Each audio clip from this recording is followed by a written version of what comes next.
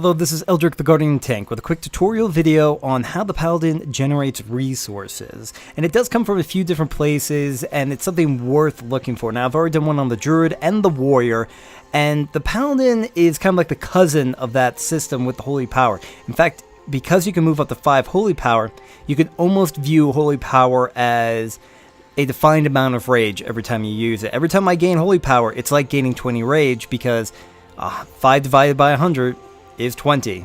You follow the math? Good.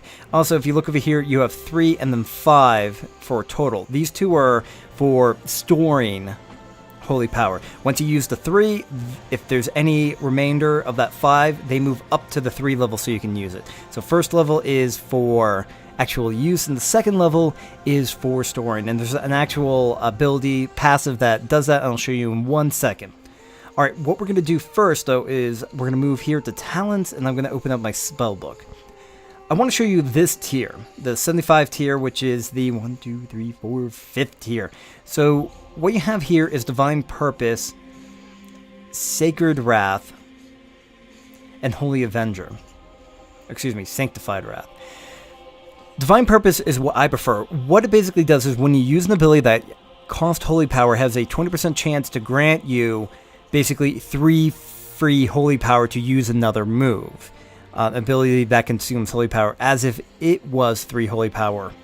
I like this. I like procs. It makes things feel faster. It can also allow you to use an ability 2 times in a row, or if you need to use a Shield of the Righteous, you can then use a Word of Glory right after that. So I kind of like that nature of it. But if you don't like procs, there's also Sanctified Wrath, and what it does for protection is it reduces the cooldown on your judgment by 50%, so you can use it twice as much, and that means you're generating twice as much Holy Power from that source, because judgments give you Holy Power.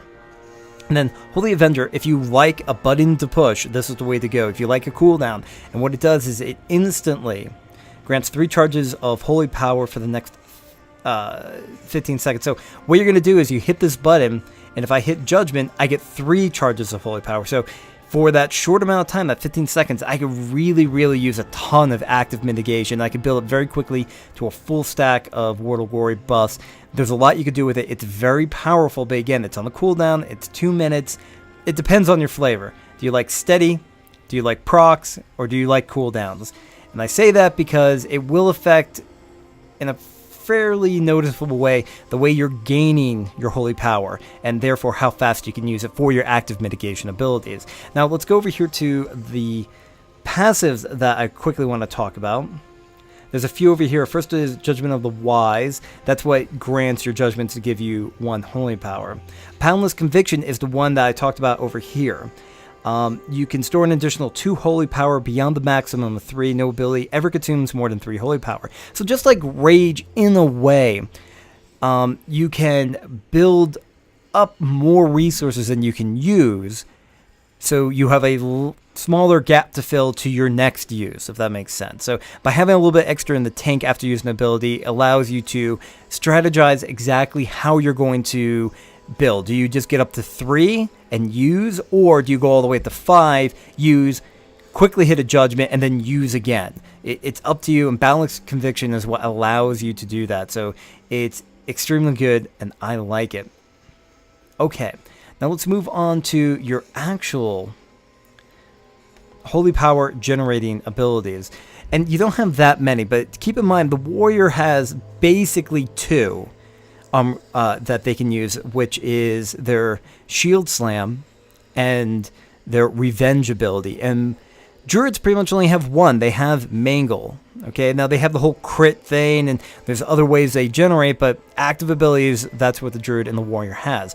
For the Paladin, what you have pretty much is your Judgment, your Crusader Strike, and this still shares a cooldown with Hammer of the Righteous, but Hammer of the Righteous also grants a Holy Power, just like you get from Crusader Strike. Except you also get Weakening Blows, which is the physical damage reduction debuff that all tanks get. So you're going to have to use this even on single target fights. This is kind of common among all the tanks to have it attached to an AoE move. Alright, so I'm going to go over to the dummy. First thing I'm going to do is I'm going to hit Judgment. Then I'm going to hit Crusader Strike. Now, it's important to know that your vendor shield does not produce holy power currently in the beta. Okay, now you see I've gone up to 5. I'm going to use a Shield of the Righteous. I'm going to hit another Judgment. I'm going to use another Shield of the Righteous. You can see that gives me the Bastion of Glory, which increases the healing that can occur on my Word of Glory. So basically, I may not want to hit Word of Glory on cooldown or as much as I can. I may want to actually build up to get all these great stacks.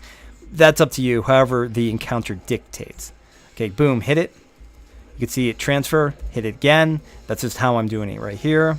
I got a free move off of my proct from talents. And I'm just expending.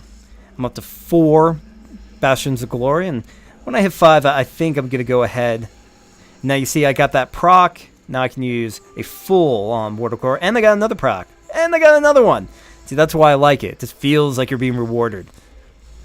And that's pretty much it. That is the generation and the expenditure of holy power for the Paladin. It's not that hard. In fact, it's very, very simple. And of all the tanks in a way, you could say it's pretty much the most direct. You feel like you have a lot of control of it, and it's very easy to understand where all of this is coming from. Alright, well that's it on the Paladin resource generation. Go ahead and check out The Guardian Tank on iTunes. There's a podcast I do if you want more tanking goodness, audio, and it's released every week. You want to go ahead and check that out, and also check out other great videos here on our YouTube page. Until next time, this is Eldoric The Guardian Tank. Remember, beta is beta.